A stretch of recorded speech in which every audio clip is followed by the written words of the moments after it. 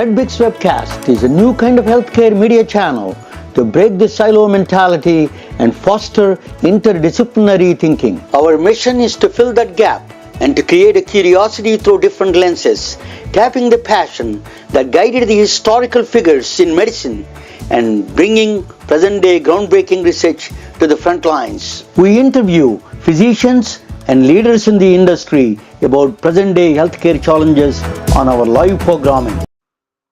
Welcome to the MedBricks Webcast. This is Ramana Annamaraju. I'm not Albert Einstein, but even Einstein cannot save lives. But my guest is going to save lives. She can save lives, my guest speaker. I'm going to, this is a program. I'm going to talk with one of the leading rescue care nurses who is providing training, education, and leadership for the other nurses. I'm going to talk with her, and after that, I'm going to present a topic on a car, and then a good man and a bad man, evil and a good. They called it the healthcare catastrophe, the car and the evil man. And then now I'm going to talk about that, how we are affecting the entire generation of people, affecting that simple act of the car doing the different things in car. That is going to be exciting. And let me bring Susan Davis. Is a rescue. She's a nurse, critical care nurse. She has a long association with the American Heart Association, and then she knows very well how to train that rescue. A lot of we don't understand, really. A lot of public don't understand the things that happen during the accidents or heart attacks or stroke. Actually, we go to the hospital. The patients, the first people to see is the critical care nurses. They are the true saviors. They are true frontline health workers. They're unsung heroes of medicine. Let us talk with Susan Davis. Let me bring her on the stage. She is one of the top ones in that one. Welcome, Susan. Welcome, Susan, to MedBricks Webcast. Good evening, Ramana. Thank you so much for having me. This is a real treat. Thank you. So, tell me about your background a little bit, if you don't mind. Just give me some of your background so people know about it. Sure. So I am a critical care nurse, and I am a resuscitation education specialist. I did begin my nursing career in trauma and emergency. So to your point, we are the front line. We're the first ones there. Generally, of course, there's a full team that responds with us if you're in the emergency room. So I did some time in emergency trauma. I actually, when I was working as a trauma nurse, I went and got my paramedic license. You actually have to get your EMT first and then your paramedic. I was doing a little bit of flight nursing. And then I worked in a CV ICU, so with some open heart patients. And then I transitioned into my position that I am in now. For the past decade or so, I've been the director of a large American Heart Association program for a large healthcare system here in Southwest Florida. And now I am the resuscitation education specialist. And I am also the founder of CoPrep, a resuscitation education program. So that's kind of me in a nutshell. So what inspired you to be a nurse? Some people have what kind of inspiration? Who inspired you to become a nurse, a critical care nurse, particularly very high stress environment? What inspired you? Well, I was always interested in medicine. Veterinary medicine was really my original background, and I worked in large animal medicine. I worked with horses and cattle on large-scale cattle ranches before I became a nurse. But I actually lost my father to a sudden cardiac arrest, and it was one of those he was a very healthy, just turned 70-year-old man, very healthy, very active, and he had a sudden cardiac arrest, and there was no bringing him back. There was no saving him. And I was intrigued about how quickly and how sudden it can happen with little or no signs or symptoms at the time. I didn't recognize what I would recognize now, nor did he. But he was having some discomfort the night before. He disregarded it, and then the following morning, that was it. And so I spent some time studying sudden cardiac arrest, and then that intrigued me to sudden cardiac arrest response. And I was intrigued, and I wanted to study more. So I did go back to school, and I wanted to become a doctor. And as I looked at the different models of care, I really felt strongly about becoming a nurse doctor, which is what I am now. So I did go back to school and got into emergency and trauma and then cardiac, and that's where I am today. So we see a lot of shows, they say code blue. What is a code blue, Susan? Code blue. So when a code blue is called, usually overhead in a hospital, it means in general, it is a cardio or pulmonary arrest. So someone has either stopped breathing or their heart has stopped working, and or both. And we have just very few moments. We were meant to start compressions within 1 minute, and we're meant to use our electricity to defibrillate if it's a rhythm that can be defibrillated within 2. So we call the code blue, saying there is somebody either not breathing or their heart has stopped, and or both, and we need to get there pretty quick to figure out what's going on to see if we can save that patient. So to put all the resources immediate, right? So it requires a teamwork. How does that work? The teamwork it has to be like a perfect choreography that has to be met. Can you explain that teamwork of that saving lives? I love your words of perfect choreography, because that's exactly what it has to be. It has to be perfect choreography. I mean, the majority of cardiac arrests actually happen at home in your living room, and then you're meant to figure out what to do until help arrives. In the hospital, that choreography is something that really needs to be practiced, because it depends on where the person is, where the patient is when the arrest happens, and who's there, who's closest to that patient begins this chain of what has to happen pretty quickly. So nurses are generally the first ones to discover that a patient is not breathing and or not responsive. So there starts the first parts of the team. So the nurses generally are there, the first rescuer. The second rescuer is the first person that's closest to that nurse and hears that she calls for help, or he. The third person hopefully is the closest to the crash cart. Hopefully the crash cart's not that far away. So those are the first three, critical roles that are part of the team. And they're responsible generally for those first 2 to 6 minutes. And then right around minute 4 or 4, 5, 6, a whole cohort of people show up. So once that is called overhead, all the other stakeholders show up. We have providers, physicians, pharmacy, we have charge nurses, respiratory therapy. The numbers that come in, and there's much more. There's many more roles. On average, a resuscitation team on average is 6 core. There's 6 core people that need to be there to run this code, but we have so many other departments that show up to help. So if it's not well choreographed, it can be a pretty chaotic scene. That's where you come in the picture, right? You train them. What kind of a training you provide for those nurses that they can do that choreography that you're mentioning, that don't miss the missteps. They don't make missteps and cause a life. So what do you do that? What kind of a education they need, and how that works? Your training. So in general, everyone in healthcare, there are basic requirements to even be at the bedside for anyone in healthcare, and it generally begins with a basic life support course. And that's really what most people in healthcare need, basic life support.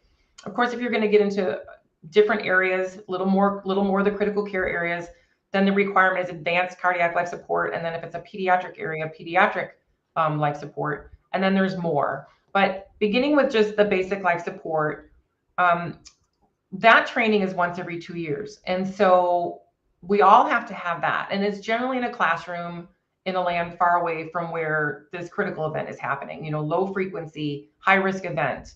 And if they don't happen very often and you don't get to practice in your environment with your equipment and your team, chances are you're going to hesitate. So we do have, most hospitals have critical care teams, rapid response teams, or critical care outreach teams, that when they hear that code blue, they come. But again, it tends to be, well, it could be in 30 seconds, it could be 6 minutes, 9 minutes, it could be the second code. So what I train is, the major focus is those first 2 to 6 minutes. So I train the basic life support response. I also do the critical care response, but in my experience, if we can't master those first 2 to 6 minutes, then minute 6 is kind of rough around the edges anyway. I mean, honestly, everything that is needed to save a life is on the outside of the crash cart. So, and we generally skip those things. We skip, the backboard, the pads, turning it on, getting it to the room, practice plugging and unplugging, clearing the space, making sure that the compressions are not only adequate, but excellent. They have to be excellent. So then, is it okay just a basic life support system, or you need ACLS, advanced cardiac life system, and trauma ATLS? You need all of them together, because we don't know who is coming to the emergency room, right? They have to be qualified in all of those certifications. Is that right? Absolutely, absolutely. We all have all of them, and so that when we get to that point, we're all ready. But again, the mindset generally is we go straight to those ACLS algorithms. We start thinking at the drugs and thinking about the rhythms. But what if we're not there? And what if this is in an inpatient environment? What if it's not the emergency room or the ICU, and we're in what I call the hamburger of the hospital? Okay. The entire middle of the hospital. All of our other specialties are there. Post-op patients, ortho, OB, where these types of occurrences are very rare. So in that instance, everybody in the middle of the hospital in general is only basic life support trained.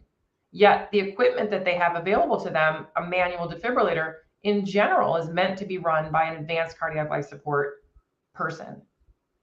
So I train that we shouldn't, none of the algorithms, Romana, say recognize the problem, call for help, begin compressions, and then wait for the other team to arrive. So there's a lot of peripheral things, not just a cash card, just giving some jump start, but there is a lot of other peripheral things that you need to be coordinated. Is that right? What you're saying? That orchestra, that finely orchestrated, event. We have to zig and zag. There's a lot of people that come into a small space.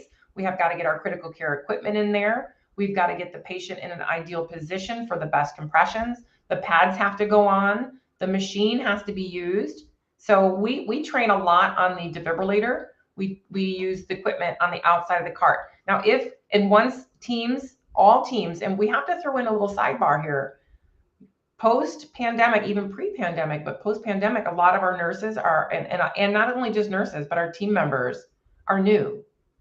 So if they've not been in a code in a critical care environment, and they haven't handled that equipment and or been with a patient that's coding, then generally what will happen is they'll either hesitate, they'll fight, flight, or freeze.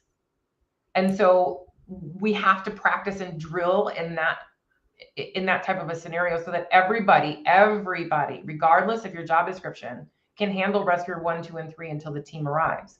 And if you look at all the research out there, the highest and best evidence says that it's compressions and electricity that save the life. So that's our priority. When everybody else in advanced critical care, they're looking at the algorithms, they're thinking about the drugs. But, it's a little late by the time we get to the drugs, frankly. Susan, high pressure, that kind of high pressure environment you're in, taking care of the patients in the code blue situations. What about you personally? You means all the nurses involved in this one, their emotional, physical health. Does it affect this kind of a high pressure environment? Yeah, absolutely. So, I've discovered, well, when you spoke with a lot of amazing physicians and healthcare people on your podcast here, on your show, but we each tend to kind of migrate to an area that we are comfortable in. So I find that critical care people are kind of a breed of their own. They kind of migrate to something like the ER, or they migrate to the ICU. But I find that there's a lot of people in other specialties that would like to go to critical care, but something like this holds them back. So it does affect you. Some of us handle it better than others. Somebody, it's just kind of a natural way of being for us. But we do have built-in debriefing sessions, and that's super important, especially for new nurses, or if this does not happen to you very often. And sometimes the patient makes it, sometimes we get the patient to the higher level of care, and sometimes the patient does not make it. And so it's important to do a debrief right then and there before everybody leaves, to say, hey, are you okay? Are you okay? I mean, we lost a patient, or bravo, awesome teamwork. We moved this patient. We got, ROSC, and our patient's gone to a higher level of care. Do they have a special hospitals or healthcare systems provide any kind of a psychological help and the mental health counseling? Do they provide that for the critical care nurses? Are there Yes, any they specific do. programs there available? Yes, and in every system I've ever worked for, there's always been definitely mental health resources for sure, and for all critical events. I mean, a trauma within the hospital outside of a patient. So yes, there's wonderful resources for nurses for mental health. I had a friend who used to run a hospices. I used to go there every day. Somebody is dying. I could not take it. I said, "That do you want to be administrator?" I said, "No." Oh, I could not able to take that. Seeing everybody every day, somebody dying in ER, you see a lot of deaths. That's a gunshot wounds or trauma or a cardiac arrest. This kind of things. How do you incorporate that kind of a mental mindset to face that kind of situations? What kind of tools they have actually to face this kind of a situations? Again, I think there's something in us that inherently makes us They have to be. um, fit for that particular job. I personally always found it a blessing. I mean, I've delivered babies in the emergency room, and I've seen a lot of people leave this planet through the emergency room. For me, I always felt it was a blessing.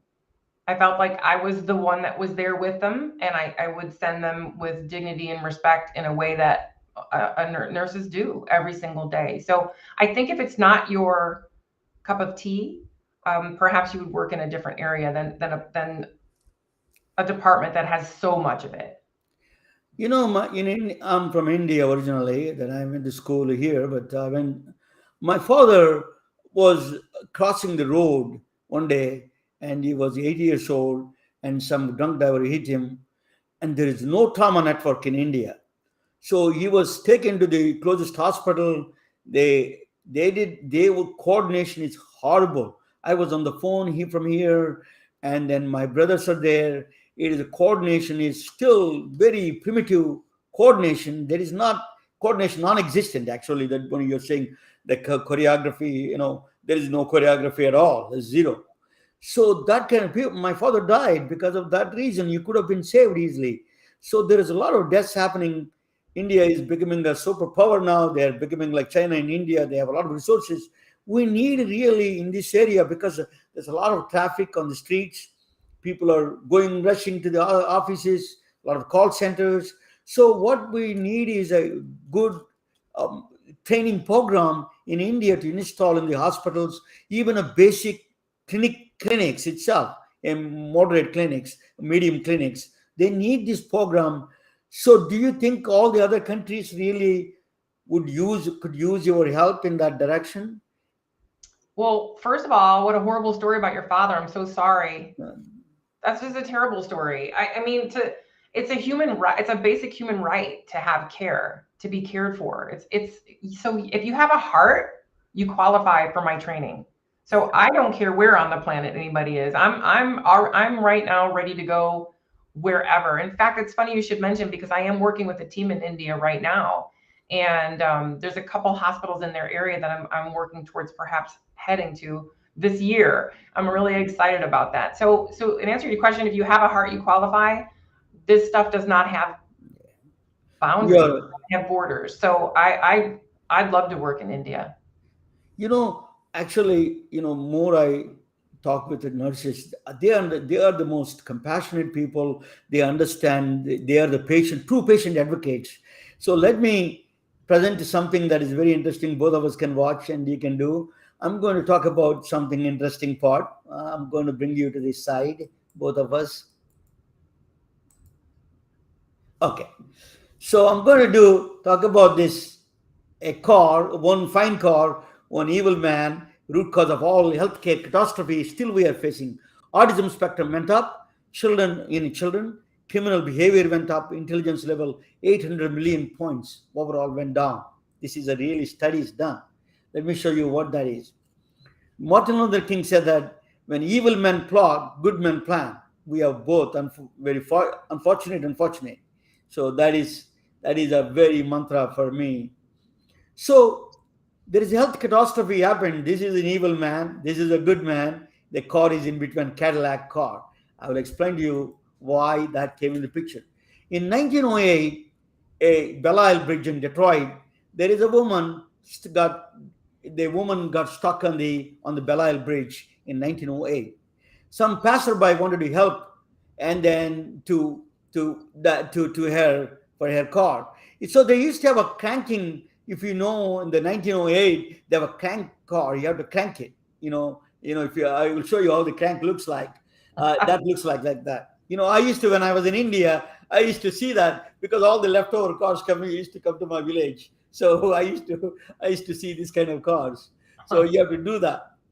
These cars, Byron Carter, his name is Byron Carter. He owns a car company. He was helping this woman, so that cranking the rod hit him in the face, and eventually he died. He's a good friend of Cadillac founder Henry Leland. That is so he was distraught, and he wanted to create a self-starting car without cranking that rod. So he hired an engineer. His name is Thomas Midgley Jr. He hired an engineer to find a self-starting car. He's kind of a smart guy, no question. So Thomas Midgley Jr. What he did was he found a self-starting.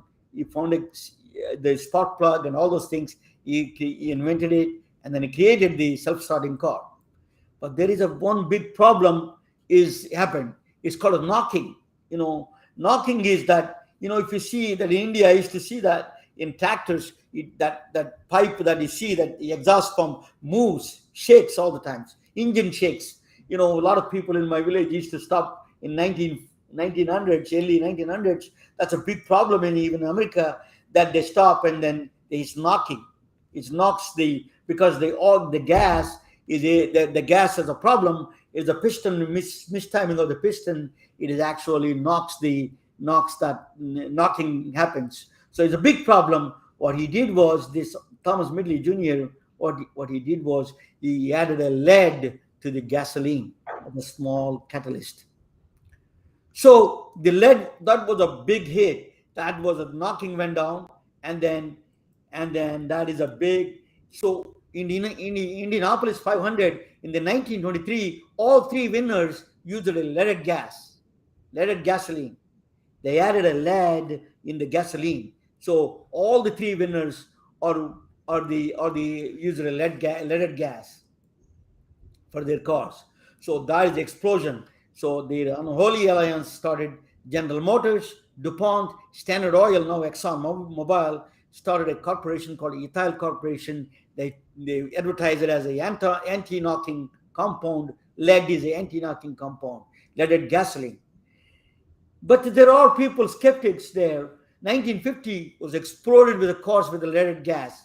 You see all the streets of the United States were filled with the leaded gas cars. Then leaded explosion in products, paint, the pipes are made by lead, and then cosmetics, batteries, cosmetics. The people putting on their faces, the lead system inside these paints and everything. So it exploded. They saw the value of the lead, and they were using everywhere.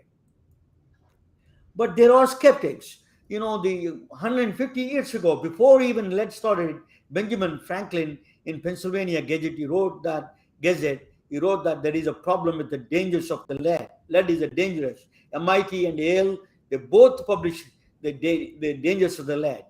But Thomas Midgley Jr., he didn't want to believe. He says that, no, I don't know whether he believed or not, but he was demonstrating drinking the gasoline leaded gasoline, see, nothing happened to me.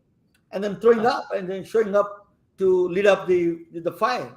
And he's saying that nothing happened to me. See, that is a very safe. That's what he said. That is the evil side of the talk about it. You know that this guy, the Standard of Exxon Mobil, now Standard Oil at the time, we do not feel justified in giving up what has come to the industry like a gift from heaven on the possibility that hazard may be involved in it. Frank Howard, president of Standard Mobile, he said that when the corporations use a God's name, I'm always skeptical. So they use it a God's name. But there are two unsung heroes in this process. That they were talking about the dangers of the lead. Claire Cameron Patterson is from Oak Ridge, actually. Originally, he worked on the Manhattan Project, nuclear uranium project. That I'm a physicist, so I understand. I remember enriching uranium U-235 to U-238 when Oak Ridge. I went to Oak Ridge. My friend lives there, Ramu Palluri. Probably his father used to work with him. He was in 1922, he was born in, then eventually ended up in Caltech. He wanted to find out age of the Earth. So that was, he was working for National Geological Society. So he wanted to find the age of the Earth. So he was going to zircon crystals. Basically, you can go to the mining site and like a diamonds you can pick up and then see the zircon is crystals and see they wanted to see, you can carbon dating any radioactive materials or the actually clocks of the universe. They can tell you when they came in and exactly you can measure the time. So he was looking for the zircon crystal inside and he found a lead inside. Zircon crystal not supposed to have any lead. He was surprised. And then he went to the ocean, on the top of the ocean, and then took the ocean's liquid, the water, and then there is a lead on the ocean, in the ocean itself. They found a component of lead. It is just unbelievable what everywhere in the planet.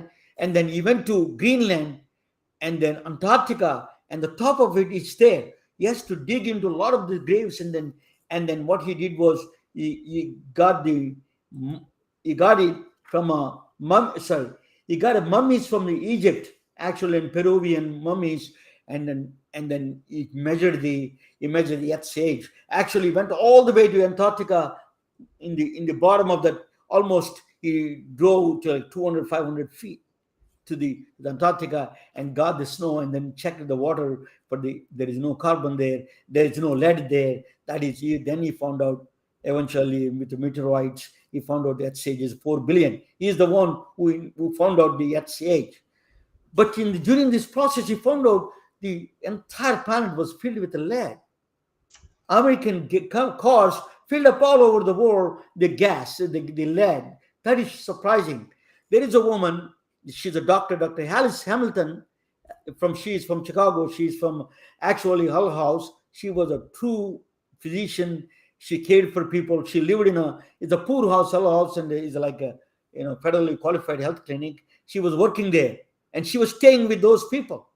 I can tell you that. Then she became, eventually she got a job in professor at Harvard, and then she was talking about the dangers of the lead. She was a champion, and then she passed the first occupational medicine ruling on that one, and she was a real big voice in the against lead.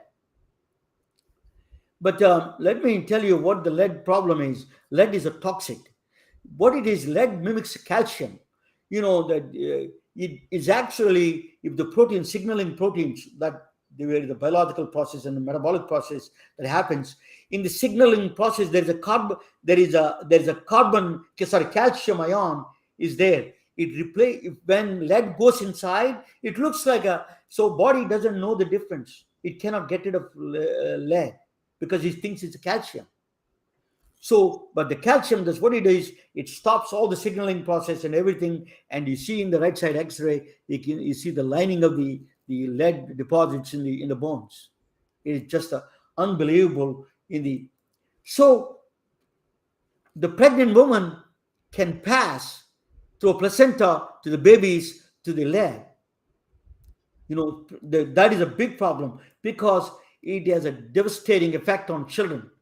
The myelin sheath on the brain of a children, the myelin sheath, the nerve system, that insulation for the nervous, the axon, it affects them. It damages that part. That's why you see a lot of autism spectrum is all the brain damage and everything happens because simple lead. Lead is really toxic. So it can entire body, brain and nervous systems. You can do development of the brain, of course. Anemia, it actually interferes with the red blood cells, and kidney damage. It does the cardiovascular disease. Now, actually, that's a bigger problem. In fact, lead is a direct effect. There's a lot of studies that are done. So many health problems it creates. So in the lead content, so what they found out is Claire Patterson bought the mummies. He measured the lead content. The present day humans, we have 1,000 times more lead than mummies in the 1,000 years ago. The Peruvian and Egyptian mummies we have a 1,000 times higher lead in our bodies than mummies. That simply came from outside. It artificially came from outside, from the leaded gas. This man is responsible. People, what I understand is he knows the dangers of the lead, but still continue to profit. He was calling everybody, we are going to make $1 billion out of this gas, and everything he's telling everybody. So so lead levels are dropped. There is a correlation. There is a lot of studies done on lead correlation between the not graduating from high school as a direct effect, the lead content. They check the lead content in the teeth and then find out the not graduating those people. There's a direct correlation in the lead content in the body and they're not graduating from high school.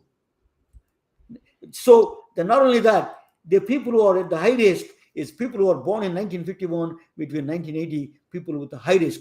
We have a lot of lead, because I tell you why after that, they're a little safer, people who are born after that. The houses built before 1978, they also have a lot of lead pipes, and lead content is there in the paint and everything. So it's a big problem, lead. So lead levels, violent crimes, there was a direct correlation between the lead content and the violent crimes. There was a lot of studies done, not only in the United States.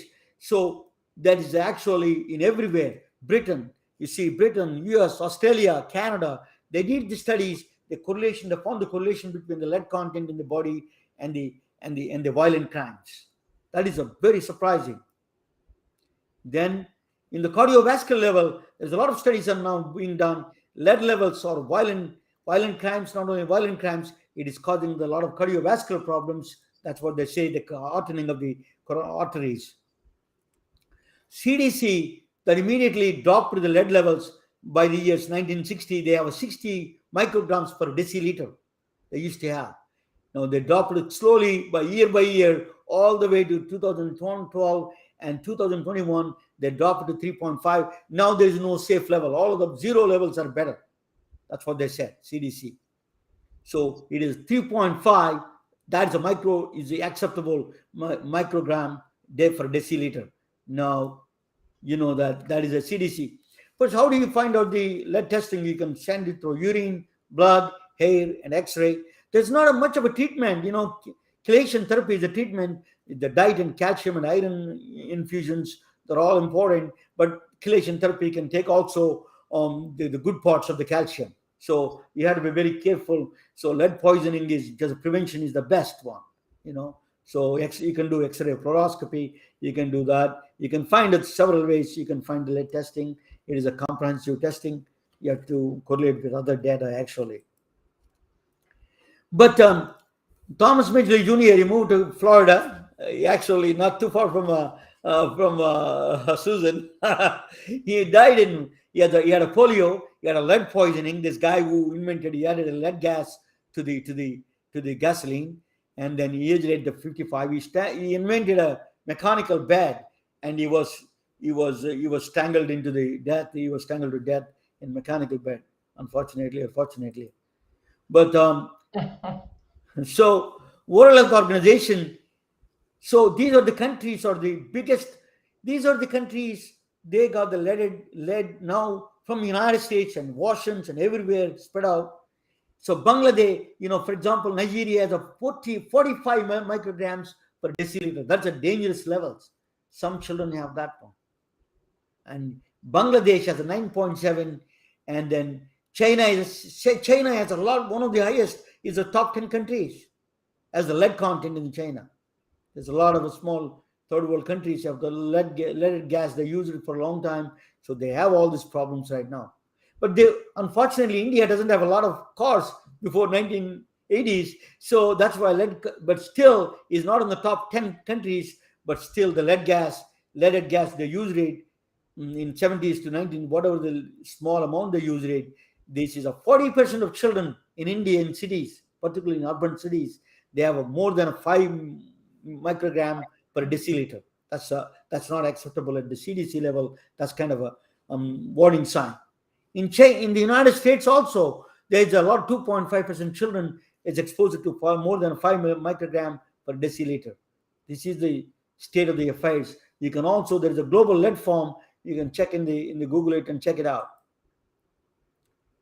So there is a Flint River. Everybody heard about it. Flint River lead is a that was Leon Peter Walters, the woman with the 4 children, was advocate for. She was complaining, and the Flint officials refused it in the Flint River, and then she found eventually advocate. She's a Dr. Hannah Atisha. She really won. She wrote a book also. She was talking, but she's a pediatrician. She was telling that stop war against children.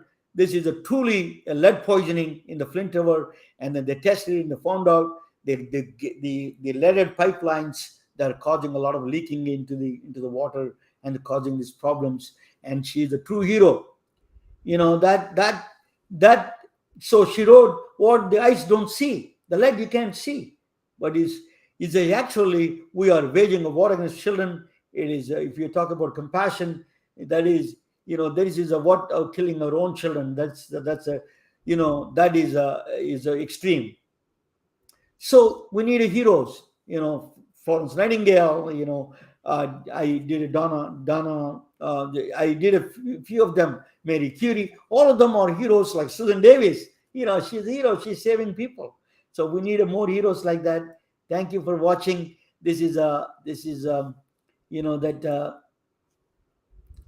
Thank you for watching. Let me bring Susan back into the system. And Susan, did you hear that about lead? What do you think? Oh my gosh, that was fascinating and extremely disheartening. But what a fascinating history you put together there. I can't believe how much I just learned. But gosh, it's really disturbing. Very disturbing. Because I didn't know that when I'm a physicist. Sorry, one second. I'm a physicist. I have to put all this together. That's an advantage that from the physics point of view, what does a lead content do? That's a really fascinating story. How one guy just to kill a generation of people, the autism spectrum, you see that kind of things, this is people like you saving people and then other people destroying indirectly. That's it. What do you think of that? I mean, it's the nature of our world, isn't it? Greed, pushing the envelope on every corner of our planet since the beginning of time, and now playing catch up with our mind, bodies, and souls. And how are we coming together as a global human being population and just saying no? We have to say no to so many things, and the borders don't matter. This is a human being problem. I mean, lead like that's amazing. And the gasoline, lead-based gasoline everywhere. Those numbers it's really disturbing. It is disturbing. It went into the oceans. They found out in the ocean, the top of the water, they found out in the ocean top layer is full of lead. And then you have to go all the way to 1,000 feet or 2,000 feet. Then you find the real, there is a lead. That's what they found out. The lead came from outside. That's the reason they found out it came from the leaded gas. It is just now they banned everywhere. Thank God. It's at least they got census. but a lot of people are paying the price. A lot of children get the autism spectrum, and then people who have houses in the older houses. All these things, really is a very disturbing. That's a Well, we are all paying the price for a lot of decisions that were made a long time prior. I mean, a similar study I heard just recently about plastics. I mean, plastics, I don't think there's a drop of water on this planet that doesn't have plastic in it. It's absolutely everywhere. I mean, not nearly as toxic as lead, but anything that doesn't belong in the human body shouldn't be there. it shouldn't be there. It's not, plastic's not supposed to be there either.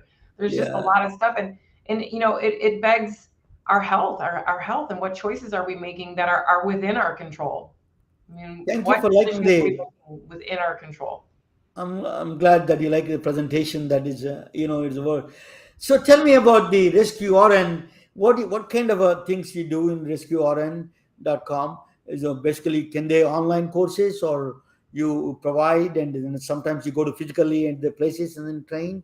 Give me Yeah. some background in it. Yeah, so if you go on rescuern.com, you can read a little bit more about my history and kind of where we are and what we're doing. And then there's the Rescue RN Academy in there where you can go in and see. We have 2 courses listed right now. They're code prep teams and then code prep coaches. And we encourage code prep coaches. So the CPR coach is a role that was introduced by the American Heart Association a handful of years ago. And we have been pushing that CPR coach role, with the primary role being good compression. Again, those first early 2 to 6 minutes of cardiac arrest, good compressions, and early electricity. So yes, most the courses are online, and then we can have in-person and or blended learning for our skills sign off, because everyone that becomes a coach has to be signed off on the skills either in person or blended. And I of course way prefer doing it in person. So there's after the COVID, probably a lot of people also going through a virtual, you have a hybrid kind of thing you're doing right now. Yeah. Well, and I've been doing this for over a decade in my local area, so it's been quite easy and a lot of fun going into different facilities and different hospitals, inpatient, outpatient, all kinds of areas. I've been able to get them primarily myself, but now we're getting kind of bigger and spreading all over everywhere. So I don't know if, as of today, blended learning I mean, I'm never going to be a huge proponent of blended learning, but now with AI and virtual, and there's so many cool things that are coming up that are making that experience better. But for me, my big push is hands-on, with your team and in that environment. So the best bet is to do it in person. But yes, we do a good job. We've been having fun doing blended learning as well. So let's talk about this just 1 second about AI. I'm not a great AI is a AI in nursing. What are the things that you can improve it through AI? What are things AI can play a role in the future of the nursing? Just give us a couple of sentences on that one, if you don't mind. Well, I mean, I'm certainly not an expert. It's not my field. It's just something that I've been dabbling in myself. I consider myself a low tech, no tech kind of nurse being on this planet. And if I can use it, then anybody can. But it's virtually everywhere. I mean, we've been using decision support. Now we have language-based decision support. We have so many tools that will alleviate a lot of the tasking that we do. And I know people are worried about it in more ways than one, but ultimately the speed of artificial intelligence in our world right now, I'm going to say, let's just say in the next 5 years, we'll be able to accomplish what it took the last 100 years to reach where we are now. So it's kind of something you have to get on board with or really truly be left behind. So many things, many uses in healthcare. I mean, too many to even list. I want AI to be solving major problems. Cancer, cure for cancer, cure for diabetes, cure for COPD, and then we have a physics, a lot of questions of quantum gravity. There is a lot of things are missing, but until that find out, I don't want to buy AI. Is just going to be better than everybody else, and let me show me the results. And then I'm in Silicon Valley. I can tell you that just talking is bigger thing than people like you are playing important role saving people. AI is just as some role, but until that day comes, you are the savior.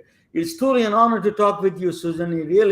You're not only beautiful outside and inside. You're a compassionate woman, and you're truly I'm honored to talk with you, and I'm privileged. Well, the privilege was truly mine. I just what a blessing to be here, and thank you for that education. I really it was a phenomenal evening. I'm just so pleased. Thanks for having me, and how nice to meet you. Thank you so much. Okay, good night, all of you guys. Good night. We are retelling their stories through our patented designs that can be worn on scrubs, t-shirts, printed on conference bags, and endless other promotional materials.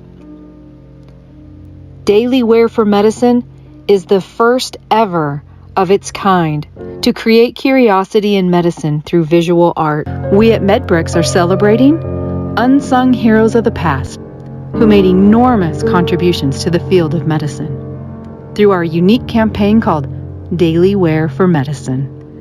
You can wear it, carry it, and give it.